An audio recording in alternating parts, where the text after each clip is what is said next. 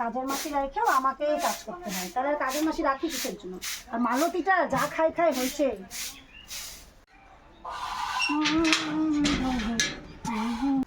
ও ওই যে আসলেন।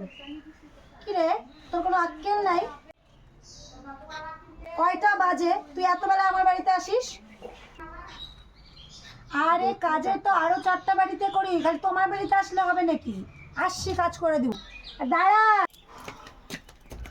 আবার কি যত দূর করে কই চলে যাচ্ছিস? কোন কাজটা করবি শুনবি তো? বাবুর যত কাপড় আছে ওগুলো ধুয়ে ফেল।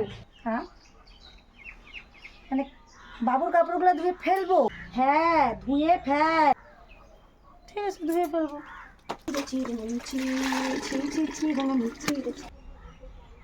মালতী, আবার কি হলো, চাচাচ্ছ কেন? তুই কাপড়গুলো এনে ধুয়ে ফেলতেছিস কেন?